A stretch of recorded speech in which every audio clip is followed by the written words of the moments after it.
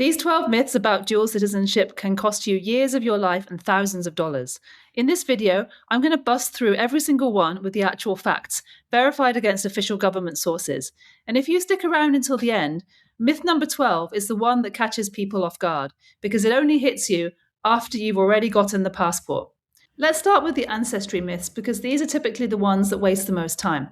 Myth number 1. I'm 40% Italian, so I qualify for Italian citizenship. Now, this is absolutely not the case, not in Italy or in any other country. I don't think any country on earth accepts DNA evidence as a basis for citizenship. What they do require is civil documentation, things like birth certificates, marriage certificates, death certificates. Basically, an unbroken chain leading from you to your ancestor who held that country's citizenship. Once upon a time, Italy used to be the most popular ancestry route, especially for US citizens. Before 2025, you could trace your lineage back through unlimited generations to any ancestor who was an Italian citizen after 1861. People were claiming citizenship through their great-grandparents and their great-great-grandparents. And over 61,000 people got Italian citizenship this way in 2023, and nearly 70% of them were Brazilian. But in May 2025, Italy passed a new law and shut this whole thing down. And now, in 2026, you can only claim citizenship of Italy through a parent or a grandparent. Great-grandparents and further back are completely cut off. And if you hadn't already submitted your application by March 2025, then you would be counted under the new rules. Ireland has always had a grandparent limit, and Poland requires documents proving Polish citizenship, and they don't recognize anything before 1920.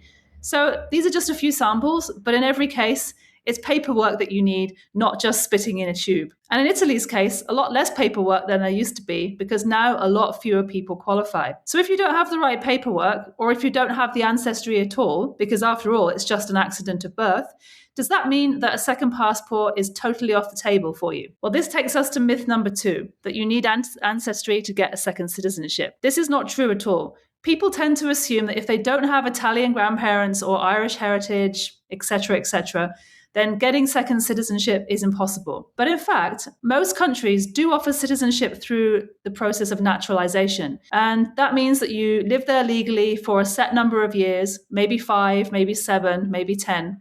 You integrate into the society, meet all the requirements, including learning the language, and then you can apply for citizenship. Some example timelines include Greece at 7 years, France at 5 years, and Portugal currently at 5 years, although that might change this year. These are really pretty achievable timelines for people who are genuinely willing to commit.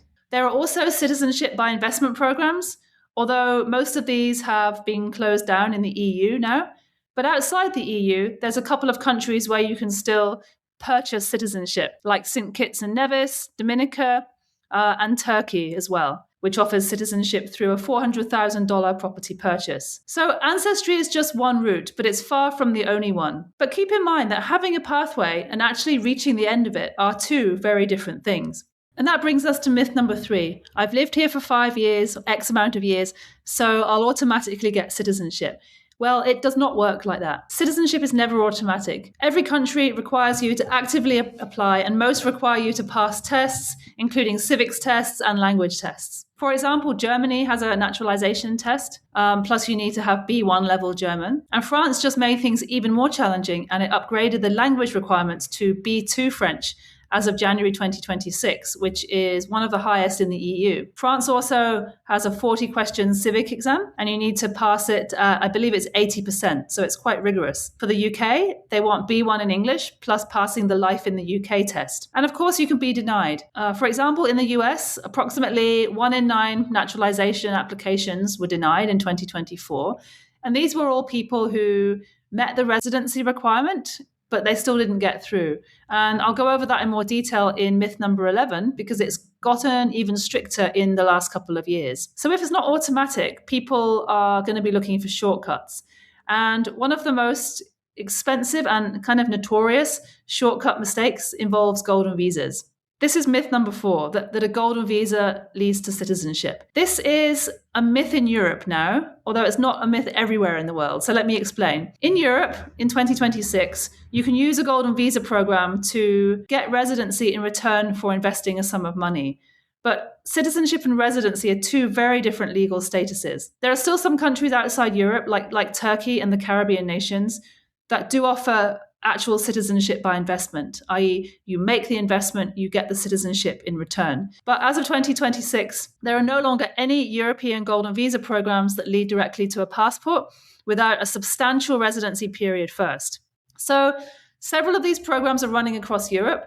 We've got Portugal, Greece, Italy that are still going strong. But there are other popular routes that have closed down altogether or been scaled back. So although Portugal's golden visa is still going, in 2023, it completely got rid of the real estate option. But you can still get it by investing in things like investment funds or scientific research or creating jobs in the country. In Ireland, the Immigrant Investor Programme was ended in February 2023, and most recently, Spain killed its whole golden visa programme in April 2025. For example, take Greece, which is one of the most popular programs still remaining. The minimum investment starts at 250,000 euros, and that's for converting commercial property to residential, and it goes up to 800,000 euros for property in prime locations like Athens or Crete. But that's just residency. Citizenship is a whole different process. You can use the golden visa to get in the door and start your residency, but you need to live in Greece for 7 years continuously, plus learning the language to B1 level. So in short, the golden visa can get you in the door, but it doesn't hand you a passport, at least in Europe. And there's another similar trap with another visa type that barely existed 5 years ago. Myth number 5 is about digital nomad visas. Now, the answer to this depends entirely on which country you're in, but it can be quite hit and miss. So digital nomad visas do not always count towards citizenship. That is absolutely a myth. If you get it wrong, you can waste years on a visa that doesn't lead anywhere concrete. So for example, Croatia has a digital nomad permit, but it doesn't count towards either permanent residency or citizenship. It's a finite amount of time and you can't even renew it back to back. Estonia has the same situation. It's a maximum of 1 year and there's no pathway to extend it any further beyond that. And Ireland has something called Stamp Zero, which is its passive income stroke independent means visa, which you can get with income from outside the country. But the catch is that that doesn't usually count as what they call reckonable residence for the purposes of a citizenship application. However, some countries like Spain, Portugal, and Greece are different, and Italy too, I believe. So for example, in Spain, your time on a digital nomad visa does count towards the 10-year citizenship requirement, and it's the same situation in Portugal. Digital nomad in this context just refers to the type of income that gets you residency in the first place. In terms of Portugal, despite what you might be reading online, the law proposing extending the timeline to 10 years hasn't passed yet at the time of making this video. In Greece, the digital nomad visa counts towards the 7 years because you can renew it again and again. So before you dive in and choose a visa pathway, it's important to check whether it actually counts towards your long-term goal, because if you pick the wrong one, you will have to start your clock from zero when you eventually switch to the right one or end up quitting altogether. But some people do try and skip the clock entirely. And if golden visas won't do it and digital nomad visas might not count, then is it possible to just buy your way into the EU? Myth number 6 is that you can just buy EU citizenship, but that is absolutely impossible in 2026. The European Court of Justice ruled in April last year, 2025, that citizenship by investment schemes are fundamentally incompatible with EU law. And Malta was actually the last EU country selling citizenship directly, and that was shut down in July 2025. Before that, in 2020, Cyprus was forced to close down after Al Jazeera revealed that the government had been granting passports to criminals actually on Interpol's wanted list. And Bulgaria ended up scrapping its fast-track citizenship program under pressure from the European Commission. You can still get some citizenship by investments in places like Turkey and several Caribbean nations, but none of these are EU countries, and they won't give you the same rights to freedom of movement across 31 countries. Anyone claiming to sell you EU citizenship in 2026 is absolutely selling residency and calling it citizenship, which is a lie, or running a complete scam.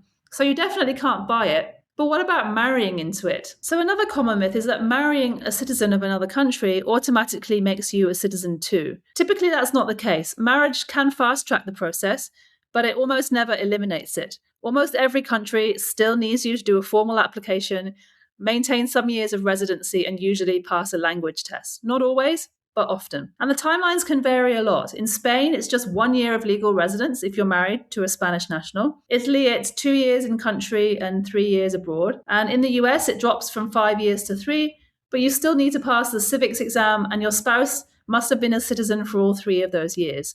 In the UK, marriage doesn't even act as a shortcut whatsoever. It just gives you a spousal visa. And then after 5 years indefinite leave to remain, you can apply, and it costs almost £2,000. And governments take marriage fraud very seriously.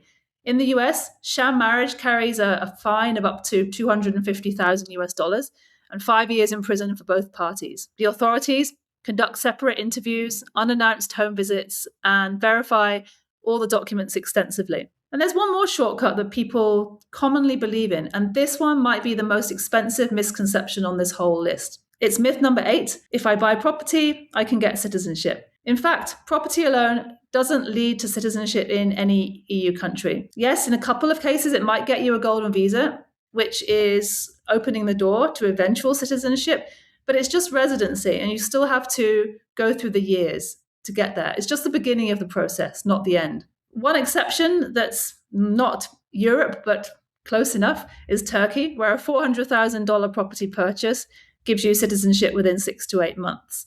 But Turkey's not in the EU, and although it has discussed it in the past, it doesn't have any particular timeline to accession at the moment. So these first 8 myths are all about choosing the wrong pathway, but the next 3 that we're going to look at are about failing at the end of the right one. And in some ways, that could be even more painful because you've already invested years of your life and probably thousands of dollars as well. Myth number 9, language tests are just a formality and I'll pass it on the day.